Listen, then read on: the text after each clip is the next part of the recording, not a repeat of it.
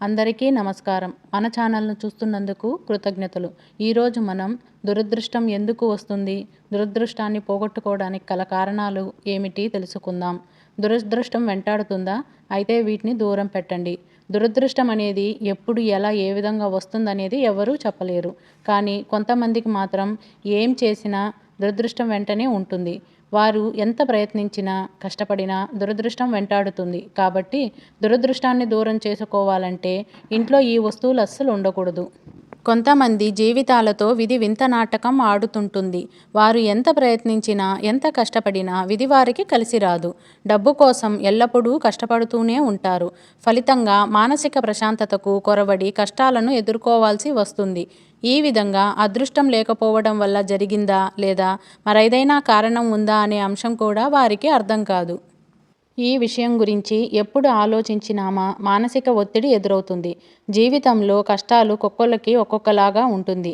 ఎన్ని ప్రయత్నాలు చేసినప్పటికీ అదృష్టం కలిసి రాకపోతే మీ ఇంట్లో ప్రతికూలతలు ఉన్నాయనే విషయాన్ని అర్థం చేసుకోవాలి. ఇది మీ దురదృష్టానికి కారణం కావచ్చు. మరి ఆ విషయాలేమిటో ఇప్పుడు మనం తెలుసుకుందాం. ఈ జాగ్రత్తలు మనం పాటిస్తే దురదృష్టాన్ని దూరం చేసుకోవచ్చు. దురదృష్టం పట్టడానికి గల కారణాలు: నిద్ర లేచిన తరువాత స్నానం చేయకుండా ఆహారంను స్వీకరిస్తే దరిద్రం కలుగుతుంది. నిద్ర లేచిన తర్వాత పక్క బట్టలు మడత పెట్టుకోవడం.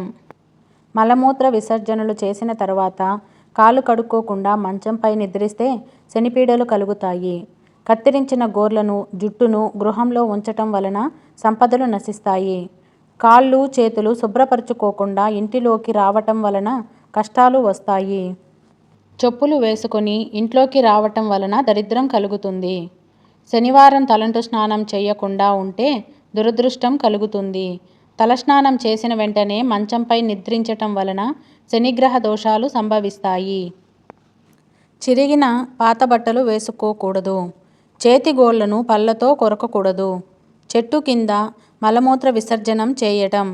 ఇంటి పైకప్పు మీద పనికిరాని చెత్తను మరియు ఇనుమను అలాగే ఉంచడం. విరిగిన వస్తువులను ఉపయోగించడం. గడపపై కూర్చోవడం. చెప్పులు మరియు బూట్లను తలకిందులుగా ఉంచటం.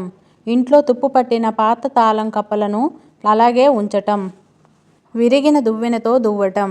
చీపురును కాలితో తాకితే శనిగ్రహ దోషము కలుగుతుంది.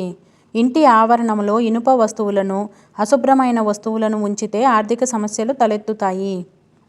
దేవాలయం నుండి తిరిగి వచ్చిన తర్వాత కాళ్ళు కడగటం వలన దురదృష్టం కలుగుతుంది. కొనుగోలు సమయంలో వృద్ధులు లేదా పిల్లలతో ఎక్కువ బేరసారాలు చేయటం. దేవాలయం నుండి ఖాళీ పాత్రలు వెనక్కి తీసుకురావటం. అంత్యక్రియల ఊరేగింపును అధిగమించటం. పైకప్పుపై ఇనుప తీగను కట్టటం. ఎప్పటి ప్లేట్లు, గిన్నెలు అప్పుడే తోముకోవటం. ఇంట్లో మగవారు అందరూ ఒకేసారి క్షవరం చేసుకోవటం. నూనె, ఉప్పు నేరుగా ఇతరుల చేతికి ఇవ్వటం. ఇంటి ముందు రాక్షసుడు ఫోటో ఉంచటం. సాయంత్రం 5 తర్వాత ఇల్లు ఊడ్చటం. సూర్యోదయం వచ్చాక కూడా నిద్రపోవటం. ఆవును, ఎద్దులను కాలితో తన్నడం. ఎదుటివారి పేదరికాన్ని చూసి ఎగతాళి చేయటం. అతిథులు ఇంటికి వచ్చినప్పుడు వారిపై కోపాన్ని ప్రదర్శించటం. శ్మశాన వాటికలో నవ్వటం. ఈ వీడియోస్ మీకు నచ్చినట్లయితే లైక్ చేయండి. మరిన్ని వీడియోస్ కోసం మన ఛానల్ని సబ్స్క్రైబ్ చేసుకోండి. ధన్యవాదములు.